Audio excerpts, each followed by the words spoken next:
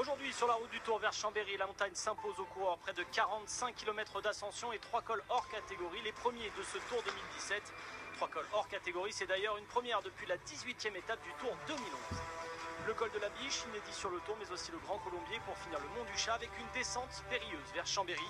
Dans l'échappée, les spécialistes pourront faire des écarts pour jouer l'étape. Dans le peloton, il ne faudra pas partir à la faute sous peine de perdre le Tour. Et petit détail qui a son importance, la pluie pourrait jouer un rôle aujourd'hui. Au baissé de drapeau, kilomètre 0 à Nantua, les baroudeurs veulent leur bonne sortie dès la première ascension de la journée, la côte de Nérol. Une quarantaine de coureurs sont de l'aventure. Aujourd'hui, on retrouve quelques battus de la veille, désireux de faire à nouveau la course en tête. C'est le cas de Laurens Stendam, Warren Barguil, Thomas de Rent ou encore Jan Backlands.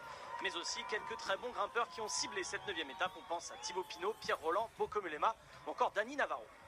Certaines équipes sont d'ailleurs très bien représentées. C'est le cas des Lotto Soudal ou les Sunweb avec respectivement 4 et 5 coureurs dans ce groupe. Pour cette étape, la plus dure du Tour, le peloton laisse le champ libre au pied du col de la Biche. L'avance est de 3 minutes 30 pour les fuyards. Mais la véritable accélération a lieu dans la descente de ce même col. Les AG2R en tête de l'échappée et du peloton font la descente. Devant, un groupe de 7 hommes se détache. Au pied du Grand Colombier, on retrouve Backlands, Villarmoz, Barguil et Pantano. Dans le peloton, c'est un Sky qui est piégé. Il s'agit du premier porteur du maillot jaune de ce Tour, Geraint Thomas, contraint à l'abandon suite à une lourde chute. Dans le Grand Colombier, 3 hommes font craquer les autres échappés, Warren Barguil, Alexis Vuillermo et Tige Benoît. À l'avant du peloton, ce sont les AG2R qui continuent de travailler pour faire l'écrémage.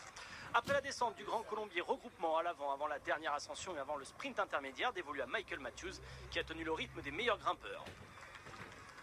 Au pied du Mont du Chat, il ne reste plus que 3 minutes aux échappées. La victoire n'est pas acquise. D'ailleurs, Tony Galopin tente d'accélérer et s'en va seul, mais il est contré quelques kilomètres plus loin par Warren Barguil. Le Breton fait le reste de la montée seul. Derrière, les hostilités sont enfin lancées par Fabio Aru. Problème technique pour Christopher Froome et l'Italien attaque. Repris par les autres favoris, tout le monde se relève et attend le retour du maillot jaune pour la grande bagarre. Une bagarre à laquelle ne vont pas participer Alberto Contador, Louis Mentiès notamment, mais surtout Nairo Quintana.